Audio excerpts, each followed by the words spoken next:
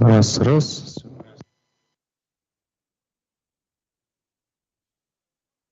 Раз, два, три, четыре.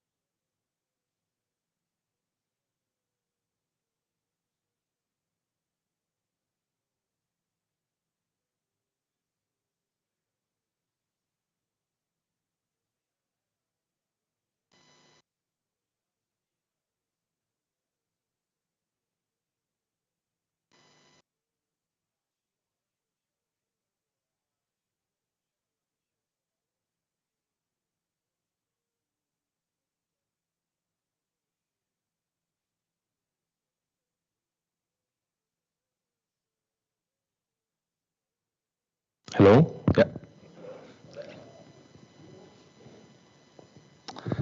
So I was asked by the dean to try to give an overview of different things, not focusing too much of the topic that you already work here, but on a different overview. So I teach a course about metal catalysis, specifically for peptide derivatization, but today I chose one presentation about macrocycles, peptide macrocycles.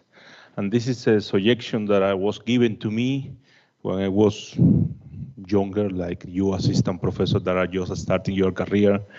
If you have a nice reaction and you can use it for macrocyclization, you will have much better publication, because this is a very challenging topic, but once you know how to do it, and once you find a niche in there, you can get very, very good articles with a very simple reaction.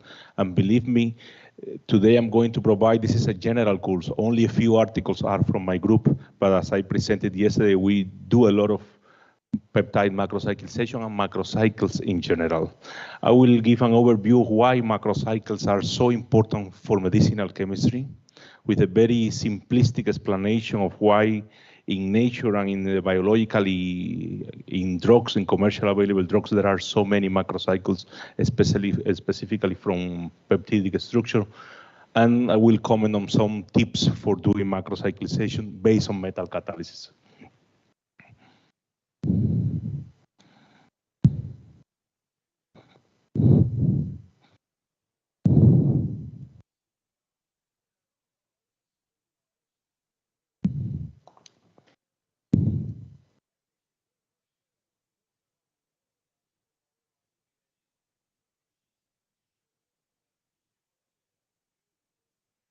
So they work very well.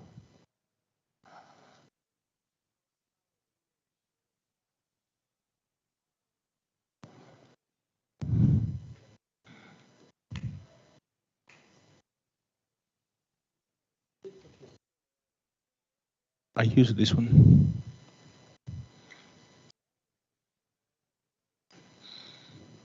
Batteries, perhaps? No?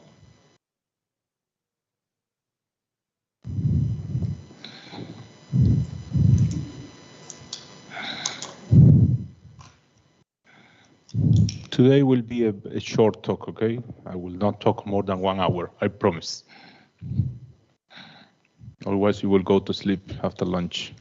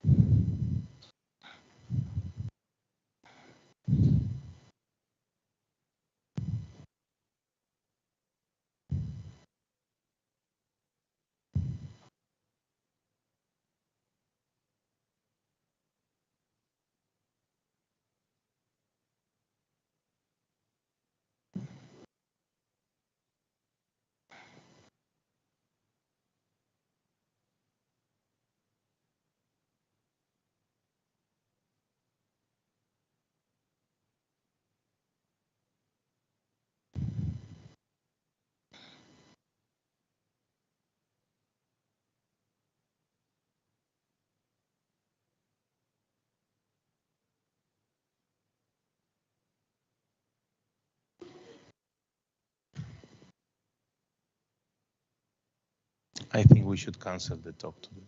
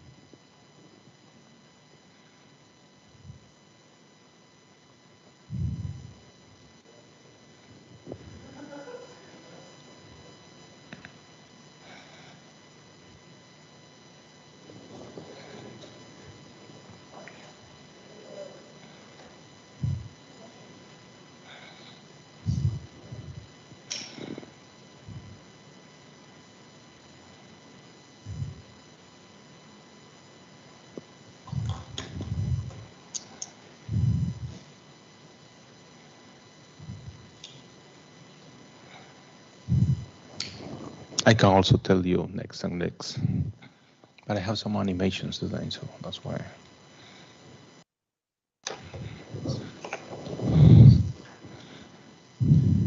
This looks like right away the point, and then we will be changing the slides. Good.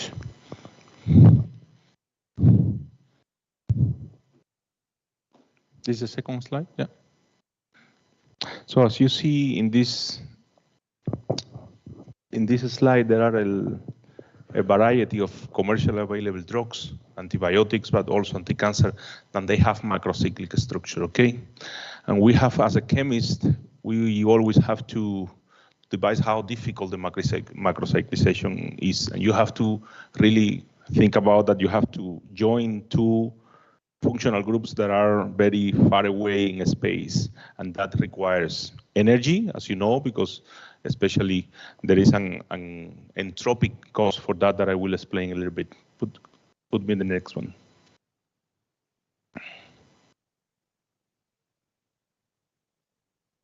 So yesterday we also talked about how nature used the disulfide bonds for making a stable secondary structure in peptides, but also how the chemists have used triazoles and olefins bridge to make the same type of stabilization.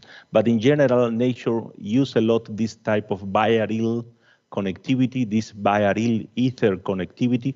Both of them can be accessed, as we know, by metal catalytic cross-coupling reaction, like the Ullmann type reaction, and here the typical arylation reaction, and also this type of macro lactamization approach, okay? When we, next one.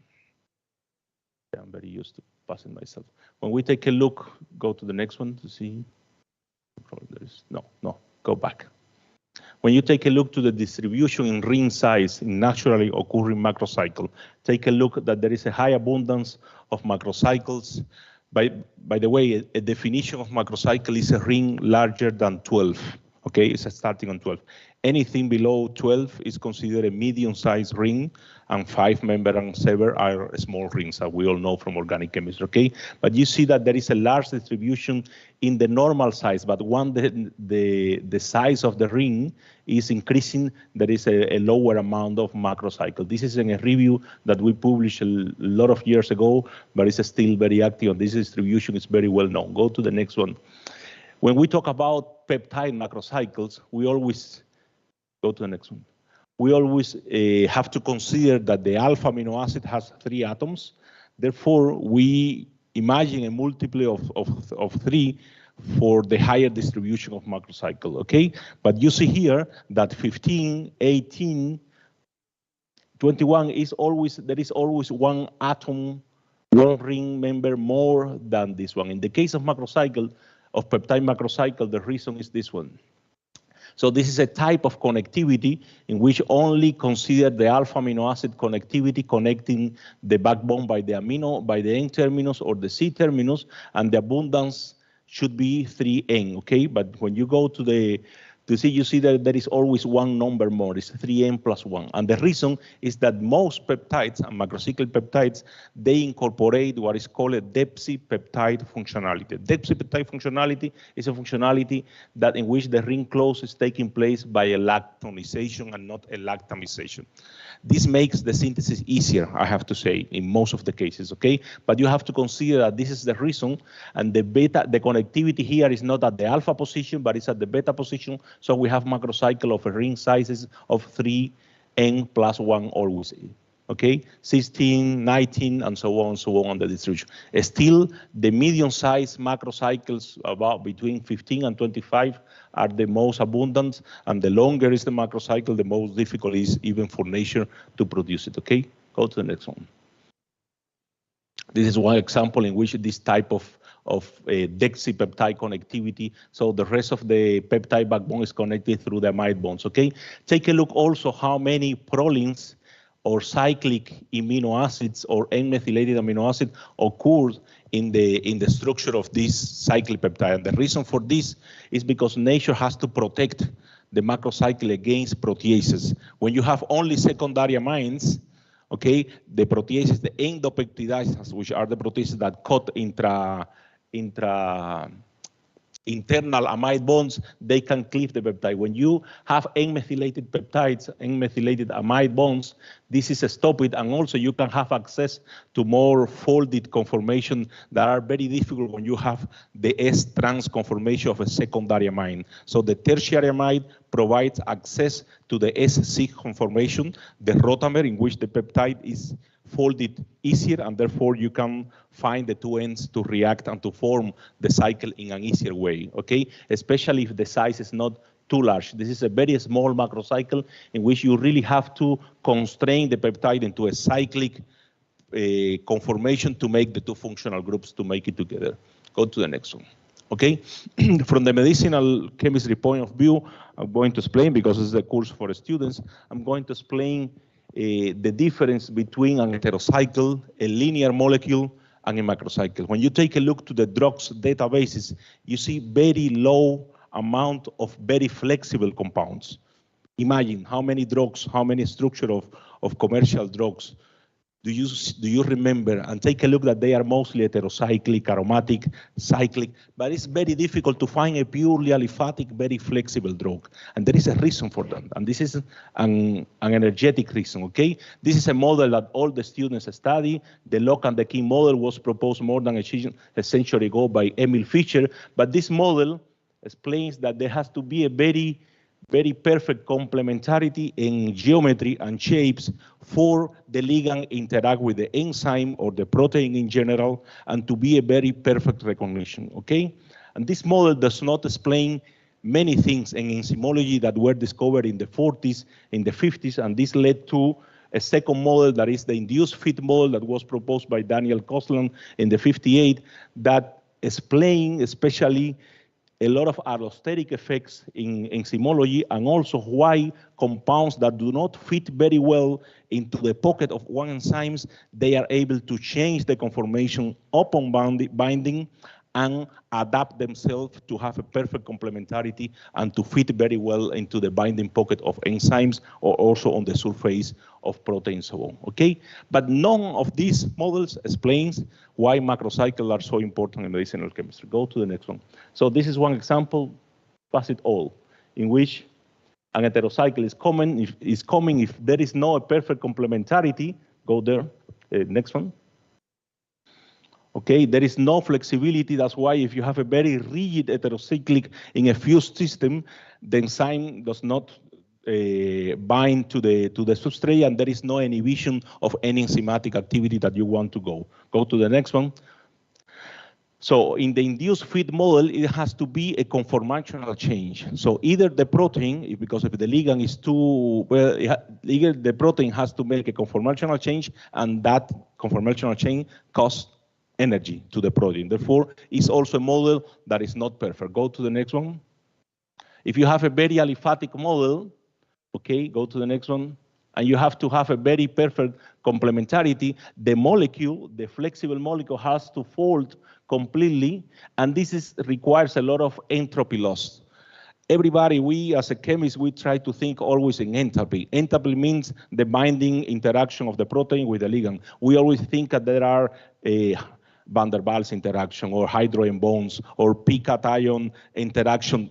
All this is about enthalpy, but we have to consider always entropy. If the molecule is too flexible, but the shape of the interaction upon inhibition is this type of folding of the molecule, to go from a very flexible to a folded molecule costs a lot of degrees of freedom, and these degrees of freedom reduce the entropy of the process, and the enthalpy and the energetic cost is also disfavored in this case. And this is the reason, it's explained in many reviews, that's why good drugs are typically not flexible molecules.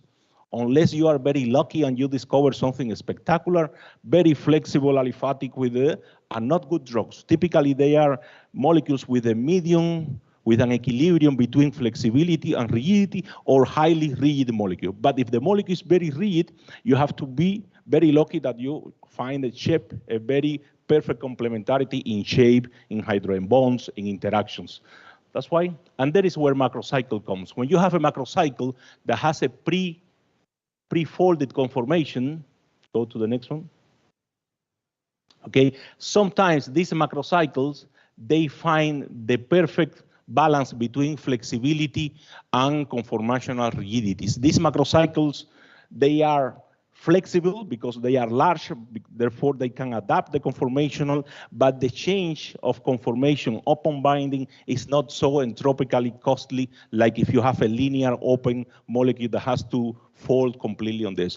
In the case of peptide, this is dramatic. That's why proteins rely a lot to interact with each other with very constrained secondary structure, okay? It's very rare, although it takes place, that the proteins interact by a very flexible motif. Sometimes, most of the time, the protein interact to each other in an helical patch. That's why yesterday we talked about how to make a stabilization of helical structure or a beta harping interaction with the second one. But it's very difficult that the protein interact with the other one in a very flexible part. Proteins also have flexibility, but this flexibility is more for accommodation of the globular structure of the protein, but are not the interaction or the binding regions of the protein.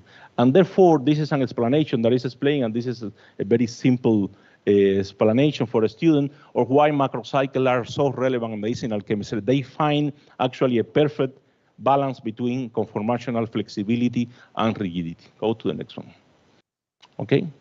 Plus the metabolic stability. When you close a peptide, when you have a linear peptide and you inject in our body, it will be cut totally by proteases, by the carboxy and the N proteases, the carboxypeptidases and the aminopeptidases that cut the peptides, but the two termini, okay? If you close the termini, you are protecting the peptide against these terminal proteases, but you also have this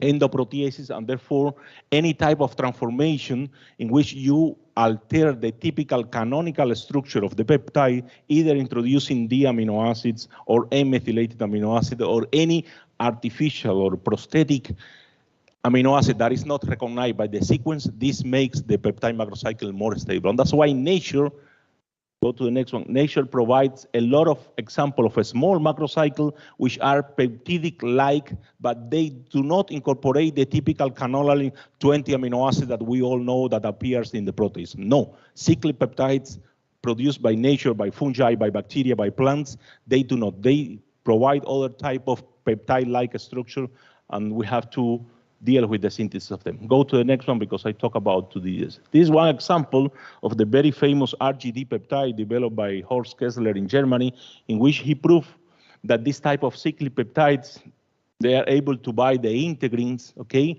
Because this cyclic peptide, the sequence, arginine, glycine, aspartic acid is able to mimic the triad of the interaction of the cellular integrins with another type of protein, and this is a type of interaction that is medicinally relevant for the sample. This is a small class of cyclic peptide.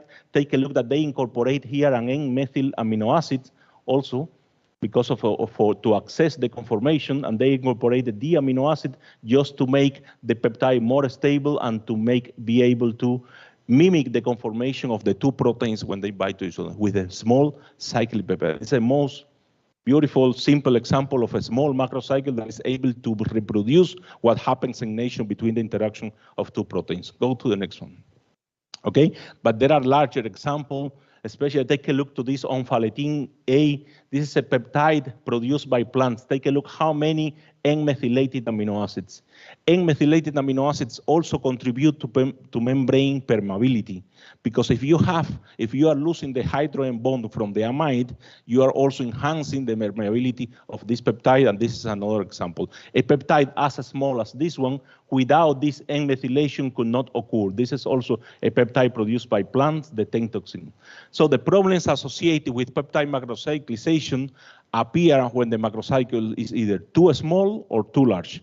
Medium size from 13, 14 to 20, 22 are okay. When you have to produce a macrocycle of 30 member rings, this is a huge synthetic challenge. And when you have to produce a macrocycle like this one, too small is also a huge synthetic challenge, because it's very difficult. The two functional groups are very close in space, but then you have to introduce a torn inducer in this part of the molecule to introduce tertiary amide like this one to make the peptide to be able to fold and to close the cycle, okay? And this is what happened. Regarding the chemistry, there is always the risk of epimerization and dimerization. If you do not make diluted conditions, what you obtain is a dimer and not the monomer, okay? Not the cyclic version, but the dimer. Always when you do a macrocyclization reaction, go to LCMS and look for dimers because they are typically appearing 10, 5, sometimes 80% of the yield, depending on how difficult your macrocycle is to close by itself. Sometimes it just dimerizes and then it's large enough to close by itself. But I really recommend you, if you have a new reaction for a new modification, try to do a macrocycle and try to do a macrocyclization as a very final 1 or 2 examples at the very end of one article leads you from a Journal of Organic Chemistry to an Angewandte paper. Believe me, because the referees like that, like to show that the reaction that you are providing to the audience has a broad scope, and macrocyclization is one of them. In the case of macrolactamization, there is always the issue of C-terminal epimerization. Every time that you are activating the carboxylic acid to make it a good living group, then you have the risk of enolization, you have the risk of oxazolone formation, and then you have epimerization at the C-terminus. Go to the next one. This is one example, which, for example, closing this very small peptide, okay, with the activation of the pentafluorophenol ester. This is a very good activating group in which, upon the protection of the CVZ protecting groups, the macrocycle cyclizes, but cyclizes with a very high C-terminal epimerization. This is another example in which chemists, and this is paper, a review in Nature Chemistry, they try to cyclize the peptide by different position using different activated agents, and sometimes you have exclusively the monomer, but sometimes you have mixture of monomer and dimer, sometimes you have nothing, sometimes you have exclusively the dimer. That depends on the position where you are cyclizing and the activation group. And this is the reason why metal catalysis is so, metal catalysis and UV4 component reaction, because as I told you yesterday, the UV4 component reaction use the carboxylic acid without activating, so there is no epimerization. I forgot to tell you yesterday, there is no epimerization of the carboxylic acid associated to macrocyclization using the UV4 component reaction or the Passerini or whatever multi-component reaction based on isocyanide that you want to try, okay? But every time you are doing macrocycle, this is really a nightmare. And I get a lot of paper from referring, and the people do macrocycles and they don't report if there is an epimerization, racemization. They really don't care about. And then you have to reject the paper because you understand that that scientist has no idea about to produce a macrocycle and has no idea about the risk of doing macrocyclization based on the typical lactonization or lactamization in which you have to activate the carboxylate. Go to the next one. Go to the next one. Let's skip this. So also thinking on macrocycles, because we have the N and the C terminus of a peptide, but we have the side chains. Yesterday we talked about how we can cyclize the lysine with an amino group with aspartic or glutamic acid of amino acids. So I understand that you know the structure of the 20 amino acid, and if not, ask me, that has carboxylic acid and amino groups, okay? So you have 4 variants.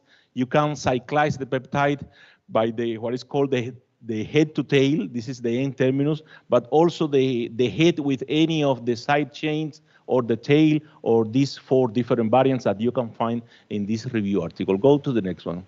Why metal catalysis is so relevant? Because every time that you are avoiding in peptide macrocyclization the risk of epimerization or dimerization, you have something great enhanced, okay? And I will tell you about a revision that we did about what we consider the 4 different strategies that are used to cyclize macrocycle using transition metal catalysis, okay?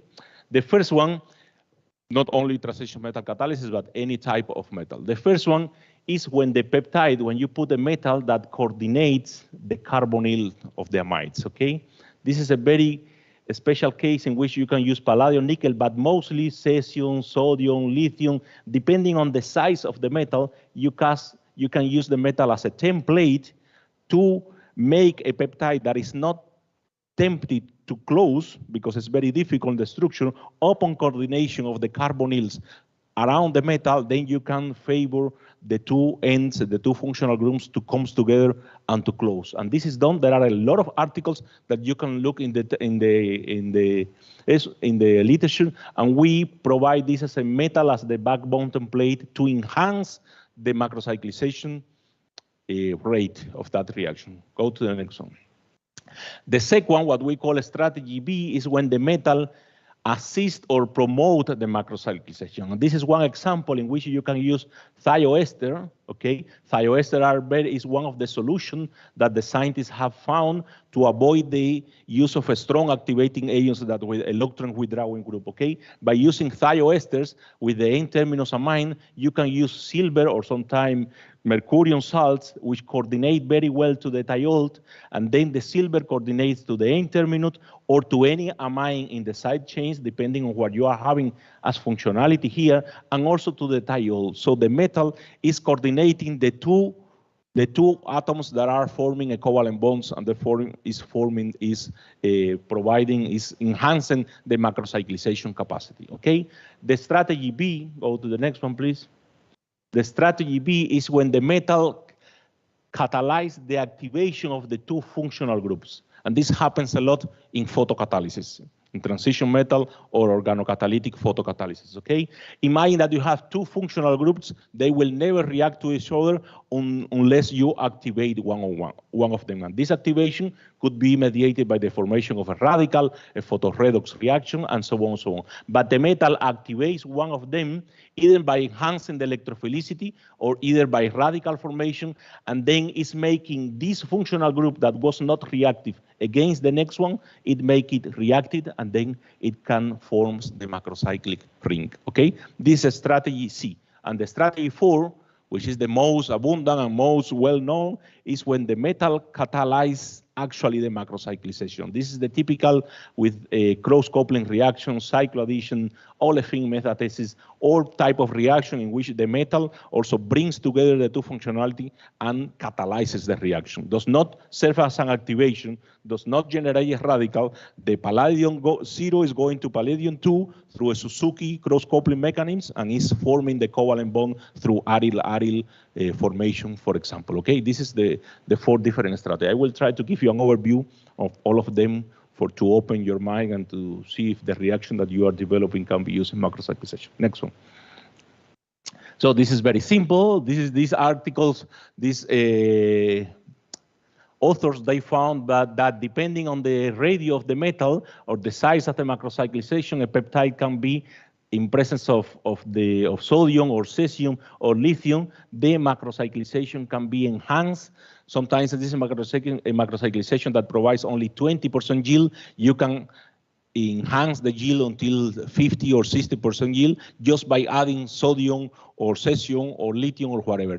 Take a look that typically this is a hard metal that coordinates to the carbonyls and allow serving as a template, as in a crown ether type of a structure in which you know that this polyether structure, they coordinate very well the sodium and the cesium and cadmium and whatever. Go to the next one.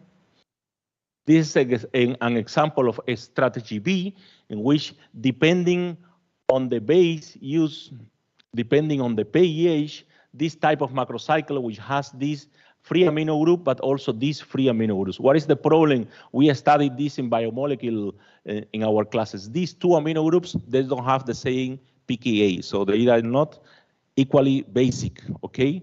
This amino group gets protonated, first one, that this one, okay? So upon activation of the C-terminal carboxylate forming the thioester, you have 3 possibilities of cyclization, by here, by here, by here. Always in the presence of silver, but depending on the pH, okay, you can have macrocyclization through the side chains at pHs higher. At this specific pH, this amino group is protonated, but it's not protonated, this one. So if it is not protonated, it's still nucleophilic, okay? And at a different pH, both amino groups are protonated and only the phenol group is nucleophilic enough to react with the phenol. So this is a spectacular article, was a very a very old article, but at the times that Tetraedro was a good journal and you could believe everything that Tetraedro used because it has been reproduced a lot. Believe me that many authors have been citing this. I found it very easily, in which by just adding and changing the pH, you can change the product formation just based on the nucleophilicity derived from the acidity of the medium, okay? But this is an example of a strategy B. Go to the next one. This is another example. It's also mediated by silver. So you form a thioamide here that favors, and then a 1,4 acyl transfer. So a ring expansion here allows the final macrocycle to form. Continue, please. Let's go to the other one. So take a look how at the variety of macrocycles that were formed of different ring sizes. Even this one that is very large macrocycle, a small one, large macrocycle could be formed from this. And this is you take a look to this chemistry, and this is a very simple chemistry that was published in Advantage Me just by how cleverly they rationally designed the macrocyclization depending on the installation of a thioamide nearby the N-terminus to catalyze the formation of, to mediate the formation of this intermediate that through an acyl transfer then and the transannulation process makes the final macrocycle formation. Go to the next one. So now let's go to the real, what we know as a real metal catalyzed reaction, okay? This is one example that has been used for this type of biaryl ether molecules. Okay, this is the K13. The K13 is one inhibitor of angiotensin converting enzyme 2. This is a commercial drug in Japan and many places. And this is one type of macrocyclization that in which without the activation with the ruthenium cyclopentene complex, never in your life a chlorobenzene could react with a phenol without any type of activation. There is no reaction because there is no possible aromatic nucleophilic substitution in this case. Upon coordination of the ruthenium to the pi electron, you are enhancing the electrophilicity of this complex to allow the substitution nucleophilic aromatic macrocyclization to take place with a variety of nucleophiles. Take a look that they did it with phenols, but only with the side chains of amines, also with cysteine, with the thiol of cysteine, and so on, so on. You can find these articles. These are very old articles from the 90s. Some of you have not been born at that time, but this is nice chemistry, simple chemistry, but very nice chemistry just by activation with the ruthenium cyclopentene complex. Go to the next. This is an example of a strategy C in which the two functional groups will not react unless you activate one of them, okay? A second example is this not so well known, but a reaction that I like a lot, that the Suji-Trost reaction. So this is a same type of mechanism of where you are deprotecting an alloc group. So this you are treating this with palladium zero complexes, okay? Just in the same type of reaction of that you use for the Suzuki cross coupling, okay? And you are decarboxylating this intermediate and forming here an intermediate with palladium 2, a palladium p allyl complex, okay? That is electrophilic enough to suffer the nucleophilic attack of any nucleophile that you can install in the macrocycle. For example, esters, but also phenol groups, and also imidazoles. On what depend the reaction of one compound? Also on the pH, okay? Depending on not on the pH, but on the base that you are using. Depending on the base, you are able to deprotonate the histidine side chains or the carboxylate, or just allow the reaction of a tyrosine, depending on the pKa of these functional groups that occur in the peptide. Take a look that this macrocyclization take place with all the functional side chains of the amino acid deprotected. So this is actually a highly chemoselective because you are going to one functional group or the other depending on the synthetic design that you are this. And this is, looking in the literature, is a very nice strategy following the Suji-Trost reaction that is used for a lot of applications, and how good they publish this strategy. Go to the next one. So this is a report from Phil Barron a few years ago, in which he used the famous Barton chemistry for the formation of the radical upon the use of phthalimide. There's the classic photoactive ester that Barton described, I don't know, half a century ago, but Phil Barron used it in a Giese-type macrocyclization. Take a look at what we are forming here after the single electron transfer event. We are forming a nucleophilic radical that is able to add to this acrylate installed at the end terminus of the peptide. Okay, take a look to the concentrations. Always, I am not highlighting about that, but always take a look to how they use diluted conditions to allow the two macrocycles, the two functional groups, to come together. So this is a typical old Barton chemistry that everybody know, the capacity of this ester to be activated to form a stable alpha amino radicals, and how this nucleophilic radical are able to do a conjugate addition in the typical Giese type reaction. Okay, this is the name of this addition of radicals to alpha beta unsaturated olefin is called the Giese radical reaction. In this case, implemented in a macrocyclization. Forget about to publish this in Angewandte Chemie if you are not doing a macrocyclization. But this reaction is known, the Barton chemistry is known, everything is known, but nobody had done it in a peptide macrocyclization before. So I insist, if you have a nice reaction, try something different with this, and you will have nice publication with that. Go to the next one, because there are also examples by Macmillan about his classic iridium catalyst for the photocatalytic derivatization of peptides, of proteins, or whatever. He has 1 million articles about this, and everybody knows, I'm not going to explain how the single electron transfer here is mediated by the CO2 extrusion. The decarboxylation generates this nucleophilic stable alpha amino radical, which also can make a macrocyclization using the same type of Giese type reaction. So Barron and Macmillan, they published this in Angewandte with 2 weeks of difference, one to the other one. Perhaps they wait one to each other, but take a look the size of the macrocycles.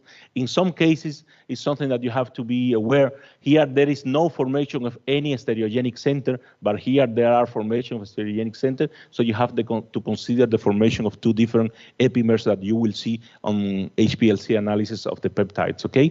But it's also, this method, I have to say that is not as chemoselective as Macmillan described, okay? Don't say to him, but it's not as spectacular as Macmillan said it. We have to say, because I have repeated very well with, but he described that even with insulin, it works, okay? So the idea here is that the other carboxylic acid he mentioned later are not able to participate, that only the C-terminal carboxylic acid is able to do the CO2 extrusion upon the single electron transfer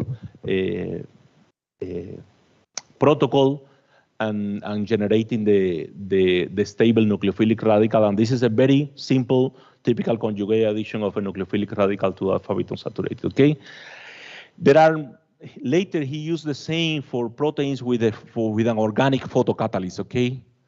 That also does not work, okay? This is even a Nature Chemistry paper. Everybody's complaining about that, because some of these methods, sometimes they work, but they are not so chemoselective that they are sold in the literature, okay? You have to be sometimes careful with this photocatalytic stuff. Many groups, for example, if you have methionines, if you have cysteines, if you have tyrosines, most of these functional side chains of amino acid, they also are photosensitive for the formation of radicals. So you have a lot of side reaction, and then you describe 35% yields, and what else happened there? And then you see an HPLC is like a forest, and they say, I got my product, but why you didn't say that you got 25 compounds more in your reaction, okay? Sometimes you have to be aware, but it's a nice, as many of you are working with photocatalytic derivatization, try to do it with a small dipeptide, tripeptide, and if it works, try to close a cycle. You will see the quality of the article, how it increases, okay? Go to the next one. So now let's go to the final, so all these, including the Barton chemistry reported by Barron, the Macmillan chemistry with the photocatalysis, all these belong to strategy C, in which two functional groups, they don't react until you activate one of them by visible or UV light in the presence of the photocatalyst or the nickel catalysis to generate the radical following the Barton chemistry or something, okay? But this is the typical chemistry that we study in our organic chemistry group.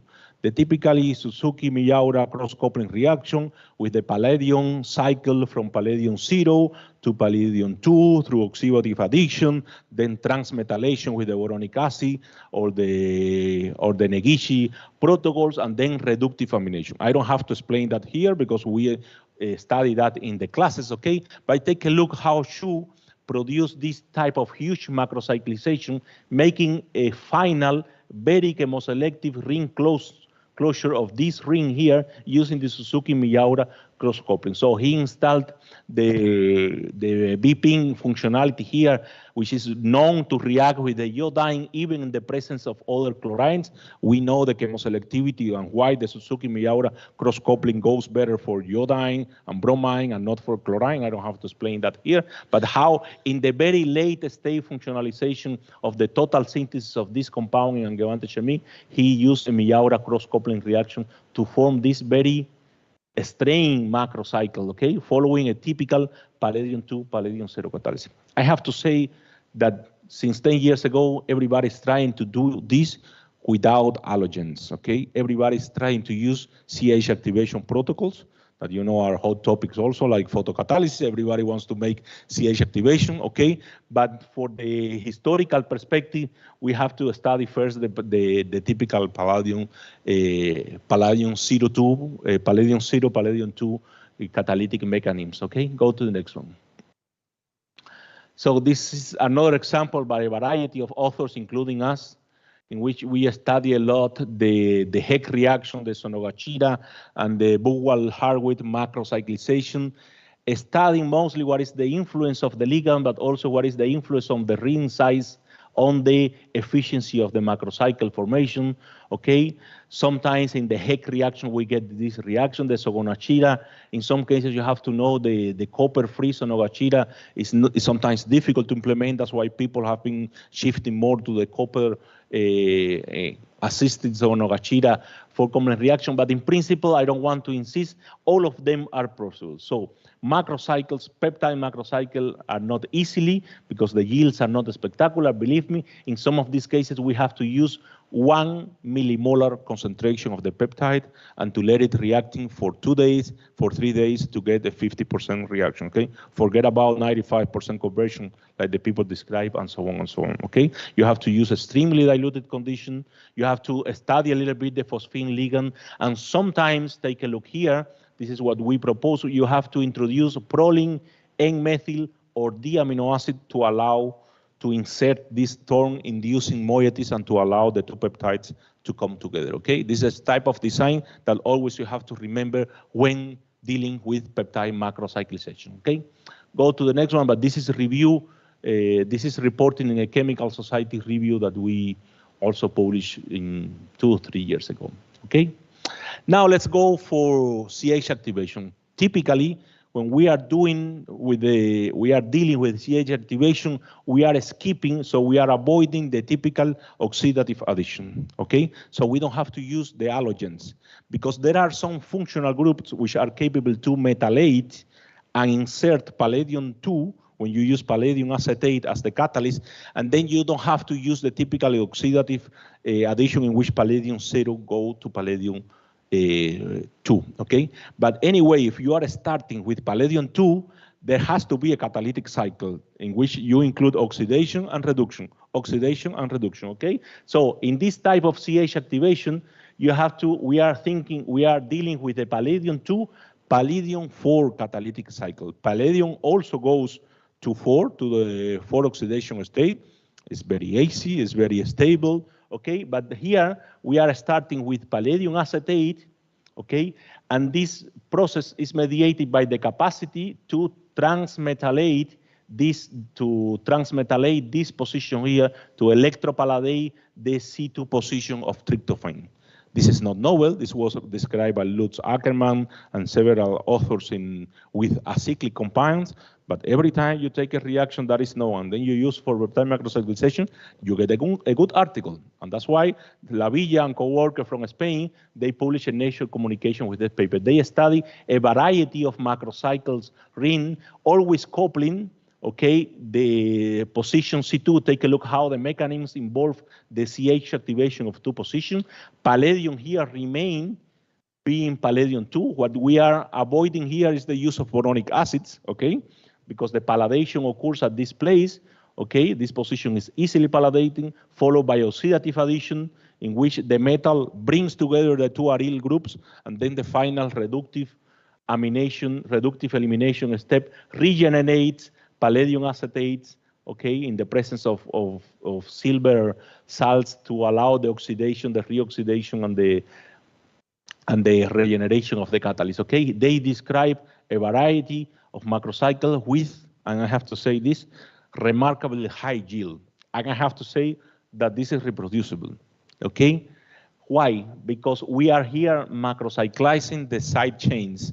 Side chains are more flexible and they can react better, as the cases that I described yesterday with the UGI 4-component reaction. When you are cyclizing the backbone, the peptide skeleton, then you have to introduce torn inducers, as I mentioned before, to make the cycle to close. But as they are dealing here with side chains, so these are phenol, tryptophan, whatever, and they can do it even chemoselectively. So they prove that there can be arginine, lysines, methionines. No, methionines cannot be, but histidine. So a lot of functional groups deprotected, and the method is highly chemoselective and highly efficient. This is, in my opinion, I think this is the first example of a CH activation method in peptide macrocyclization. Next one. So take a look to this second step, in which, in this case, we are activating sp2, carbon sp2 hydrogen bond. So we are doing a relation reaction in this case. But take a look how this HEC type reaction, in which we are the presence of this directing group, so the peptide amide bond, and this is the group of 1 in China who is very good. They have like 20 Angewandte papers on this technology, okay, how they are able to use the peptide backbone to activate this position. So the electropalladation takes place here without oxidation, so it's palladium 2 coordinating to the peptide bond and being inserted here. And once this is palladium 2, this is the same type of the 1,2 migratory insertion following the HEC type mechanisms, okay? This is the same as a HEC reaction, but without the oxidative addition at the end. They are not used palladium 0 to go to palladium 2. They are starting from palladium 2 and returning, take a look, to palladium 0. Therefore, they need an oxidant to regenerate palladium 2 to re-enter the catalytic cycle. Take a look how chemoselectively it is this one, so it does not resist deprotected carboxylic acid and arginine. Some cases, they prove that they can have free functional groups. In some cases, they don't. Next one. So this is an example of a Suzuki-type reaction at the beginning without using the boronic acid, and this is an example of the HEC-type reaction without boronic acid. This is another example of a HEC-type reaction. The same, the palladium 2 is coordinated to the peptide backbone, okay, also by the group of 1, and is now reacting with the olefin installed at the C-terminus. In the previous one, he was at the N-terminus with the C-terminus. Now they changed the directionality. Okay, but this is, take a look to the quality of the paper. Next one. So now we are entering into the field of sp3 proton activation, and the group, I have to say that the group of Wu at the Scripps Institute in California is the leading author on this, and he has 1 million JACS paper on this technology, okay? But he has been proving how the slightly acidity of this proton when installation of the phthalimide ester at this position at the N-terminus, this makes this proton slightly acidic to allow the metallation of this position, okay? Which this metallation is also directed by the coordination of the peptide amide bonds, okay? But once this position is metallated, this is a typical oxidative addition to palladium-4, and then from palladium-4, reductive elimination. So we are here forming an sp3 aryl bond formation with activation of an aliphatic bond. And this, again, Yu was the first to describe this technology, not using sp2 activation, but sp3 activation. Next one. This is the same from the group of Shen in this case. So they are using the quinoline, the 8-amino quinoline directing groups to direct the metallation of this position.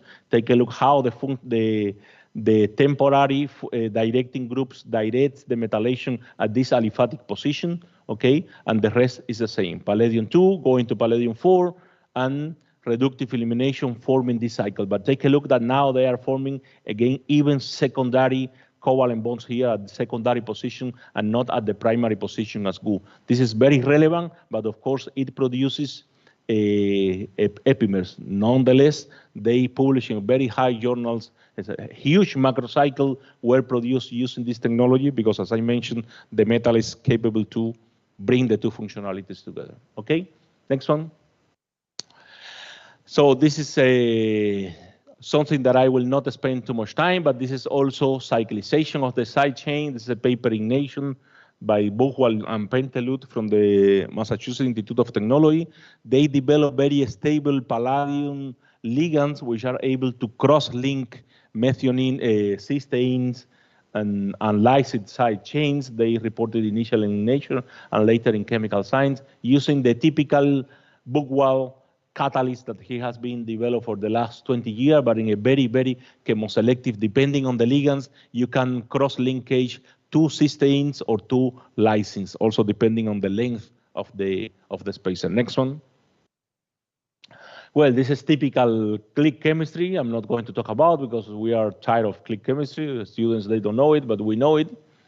Okay, macrocyclization using click chemistry. This is a multi-component reaction, by the way, that probably you don't know. This is called the A3 coupling. So it's the formation of an iminium. So it's also the condensation of a carbonyl with a secondary amine, and then the copper-1 catalyzed alkylation reaction. It's the same concept that the click chemistry is the capacity of copper-1 to be inserted at this acidic position and then to catalyze the cross-coupling with the iminium ion that is formed. So Lubel in Angevante in 2017, he published the generation of very active analogs of this endogenous peptide with a very high affinity against the biological target using this technology in which a linear peptide, he makes the conformation more stable by macrocyclization. Okay, next one. Okay, the Glaser oxidative coupling of 2 alkynes. I have to say that this reaction is not, because I follow the comments of the authors and something like that, it's not as chemoselective and as spectacular as the authors reported, okay? I have to say it's a report by Dawson and Angevante, so he uses special conditions to macrocyclize. Typically, the Glaser oxidative coupling requires high temperature and a mixture of copper-1 and copper-2, and this destroys the peptides because copper-1 binds to the peptide. When you heat it up, then you are cleaving the amide bonds as well. What you get is really a mess in the HPLC chromatogram. Perhaps a small peak with your product, but then you destroy 60–70% of the product. So the chemistry is nice, but the actual scalability of that. He described that using this ligand, he got a very good conditions and so on and so on. But typically the Glaser oxidative coupling is so harsh to be used with peptides. You have to use it with more stable molecules, okay? Next one. And this is the Ullmann type reaction, okay? This is very similar to a palladium cross-coupling reaction, okay? But using copper-1. And in this case, they use this directing group to allow the insertion of the metallation at this position, replacing the bromine and oxidizing copper-1 to copper-3, and 1 copper-3 is formed. Then you have the transmetallation with the replacement of the ligand of the bromine by the tyrosine side chain, and then you have the reductive illumination regenerating the complex, the copper-1 complex, okay? This is a typical reaction that was also used for the production of the K13 angiotensin converting enzyme inhibitor. Next one. I think we are finishing. So this is a combination of 3 groups using the chemistry of Green-Verdin, the typical famous olefin metathesis, but now using other type of catalysts, Funsta, Grossman, and Ballman, they were able to make, do you remember what we presented yesterday, that if you want to make a very long peptide helically stable, you have to make not 1 cycle, but 2 cycles, because otherwise you are losing the conformational rigidity provided by the bridge. They prove it here that they can do it chemoselectively. They can initially provide with the molybdenum catalyst the alkyne metathesis. Take a look here how they are forming this alkyne moiety from the 2 alkyne functionality, and later they typically with the Grobb's catalyst, the typical ring clothing metathesis to form the alkene bridge together following an alkyne bridge. And they did it in a sequential way, chemoselectively, showing how depending on which catalyst you use and which functionality you can go to chemoselectivity in this case. Next one. This is more the chemistry of Lutz Ackermann, in which he described the magnesium power to transmetallate this position when the tryptophan is modified with this directing group. Without the presence of this directing group, as palladium does here, the manganese is not doing. He claims that manganese is, well, he's not claiming, but he's right, manganese is more economic than palladium and something like that he can scale up the process. Of course, he doesn't mention that you have to modify the tryptophan with the dopyrimidine moiety here to allow the insertion of the manganese and this position. Once the manganese is inserted, then the alkyne reacts, forming the annulation, this annulation step that is later decomposed to form the alkyne C2 position covalent bond of the tryptophan at this position. Okay, this is he published like 5 papers before this, but as I mentioned again, later he did it with the macrocyclization and got an unwanted paper. So I'm not blaming him. It was a clever move, okay? Proving that the installation of this can be useful. But every time that you think that you can use something without destroying or killing your peptide, then it has some applicability in the pharmaceutical industry. Next one. I think we are finishing. Okay, this is a very nice photocatalytic example, okay, combining the power of photocatalysis with transition metal catalysis, okay? This is one example which the capacity of nickel-1 to participate in single electron transfer steps with the presence of an organocatalyst going from nickel-1 to nickel-2. And once we have the nickel-2, okay, once we have the nickel-2, we can do the typically reductive elimination protocol to form the covalent bonds between the aryl moiety and the oxygen here in a typical fashion like the Ullmann type reaction does with copper, but here with the nickel catalyzed. Take a look that this is a combination.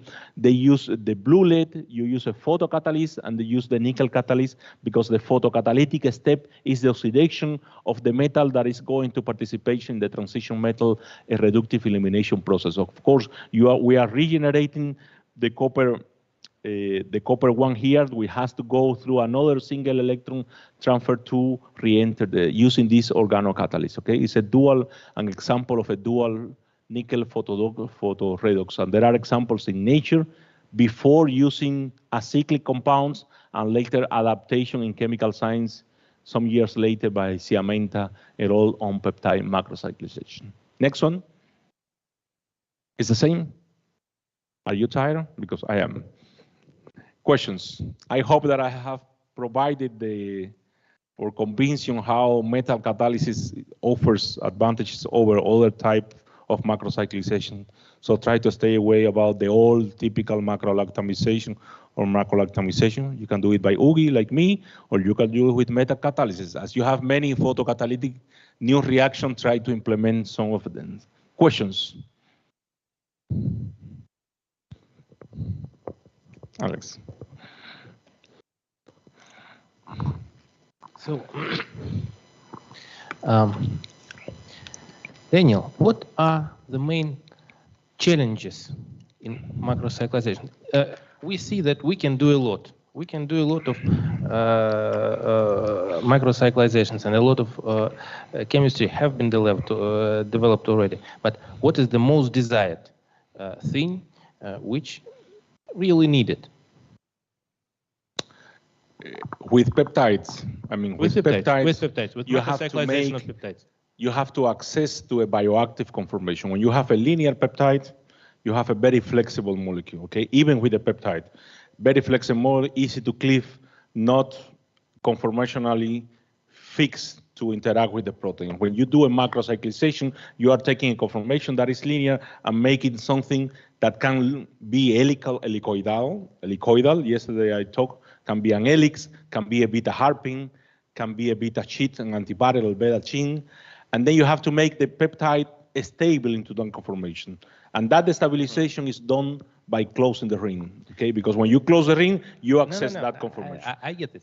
I mean, for example, from the chemical point of view, from the chemical dilution. point of view, what is the every time that you are, I understand the question.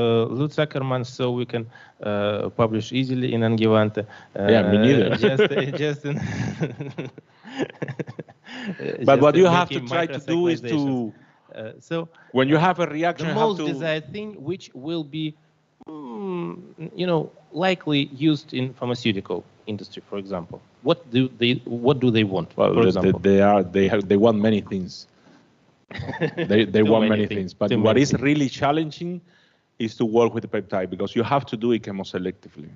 And then if you have a reaction that is chemoselectively and you do a broad scope of substrates and you prove that it's going to one specific amine or to one phenol of a tyrosine, or you can modify a mercaptan, you can modify the side chain of methionine. There are three reports of methionine derivatization in protein. One Science and two Nature. Anyone who describe a methionine derivatization has at least a JAX or an Angewandte. If you are coming from the United States, probably a Nature, but as we are not, probably we can access Angewandte if we are lucky, okay? Remember these famous people, for them Angewandte is like for us tetrahedron, okay? When they have a good article, they send it to Nature or Science. But there are three, I mean. So methionine derivatization chemoselectively has been done by Matthew Gant in Cambridge, by Macmillan, and by someone else, okay? Only three. And then if you are capable to do it chemoselectively in the presence of other functional groups, deprotected, guanidinium groups, for example, if you have the guanidinium deprotected, you can modify a lysine without an arginine in a dipeptide, then you have something big in hands. If you can modify a tyrosine, if you can modify, of course, if you are looking for carboxylic acid derivatization, is difficult. Macmillan didn't, because you have a lot in the protein. So you have a lot of glutamic acid and aspartic acid. But these amino acids, which are rare, tryptophan, tyrosine is very rare. Methionine is very rare. So proteins, sometimes they have one methionine. And as they have one methionine, you can, because you can sell your article as a possible, and they say it always at the end, as a possible site-selective method for the derivatization of peptide of protein, because you are focusing only in that functional group. So I believe chemoselectivity is crucial. Selectivity. If you want to do it with peptide, you have to, the method has to be mild, but all photocatalytic methods are mild. This is what they have to offer. Yeah, what they have to offer. They are mild because you don't have to heat it up too much to produce radical. You can have some chemoselectivity. Depending, when you look at the redox potential, you can play a little bit, but you know about that. I'm not going to explain you what you know about that. You have to study a little bit the redox potential of this group to try to make it, to derivatize it chemoselectively with this specific organocatalyst, and so on. So chemoselectivity. Chemoselectivity, I believe. Okay, that's good. If you have something chemoselectively, try to apply it to peptides. Okay, yeah, that's good. Another one. How many pre-functionalization steps before microcyclizations can be, you know, it's fine. Like we can do 3 steps before we do the macrocyclization, 2 steps. What is good?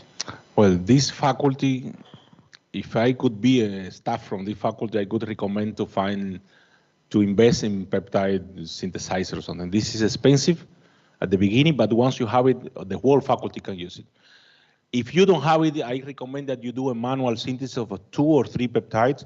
This is very simple. You buy the amino acid with a Bock protecting group, then you do 1 coupling using a suppression racemization protocol. This is known in the literature. Then you make a dipeptide and a tripeptide. At least if you have a reaction and you prove at the end of your article that you did it with a dipeptide, a tripeptide that can be produced in 2 steps. You can make a dipeptide, make a Bock deprotection with TFA or hydrochloride, and then make a 3 peptide, and then you make only 1 chromatography to purify a tripeptide, okay? And then you try your chemoselectivity.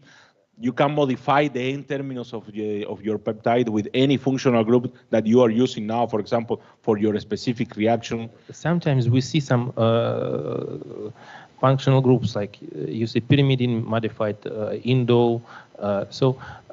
How many these steps can we have? What they do, they have a Chinese student working mostly, like animals, because I have been in those laboratories. And sometimes they have 5 students producing. But when they do peptides, they produce the peptide on the resin using solid phase peptide synthesis. They derivatize it, or they buy the amino acid with that functionality, okay? But we don't have to reach that level. We can try some at the level of the 3 tetrapeptide, sometimes dipeptide, that can be produced in our lab by 1 student. Okay. Take 1 student and to make it produce 2 or 3 coupling reaction. Tripeptide, tetrapeptide, it's not a problem. It's not a problem. We have several protected amino acids, of course, it's not a problem. I mean that it's not a big problem that we will need to functionalize this tetrapeptide before doing the macrocyclization, because sometimes these quinolines or pyrimidines are used to. But macrocyclization is the ultimate goal. For example, first of all, you have to prove the method is useful for peptide. Then at the end, you make 1 example of macrocyclization. Yeah, I mean that if we, for example, introduce an alkyne here, sulfonate in there, it's 2 steps more, yes, and after this we do the macrocyclization. Could be. Could be. It still could be. Okay. This is what I wanted to. This is what I try to introduce. 2 functionalities which are orthogonal, and they only you can purify them to mediate very easily, and then you do only upon the final photocatalytic step or organocatalytic or whatever, you do the ring closure or the. But you have to try first. So never try in a macrocyclization reaction, in a macrocyclization protocol, a reaction that is 30% yield. Because you will obtain 2% yield, okay? You have to try a reaction that is 70% yield, and you will get 30. You are rich. You are happy if you have 30% yield, okay? Don't let the referees to tell you that this is a bad yield, because it is not. Most of them, they don't know how difficult the macrocyclization is and what is a bad yield. So this is not an SN2 reaction. This is a difficult reaction, okay? Of course. Entropy is against us. But what I can recommend you from my experience of coming also from a country that is difficult to do things, is you have to do something different, novel, otherwise you will not get the good publications. It sometimes takes the same effort to do and with less examples, but then you have more novelty to show or something like that, because as we know, all the referees always want novelty. Someone did it before, then you are. Of course. Note is very important, but not always straightforward. Not always straightforward. What you are. Easy to say, but not to do. So, any more questions? Let's thank Professor Daniel Rivera again. You a lot. We learned a lot. Thank you very much.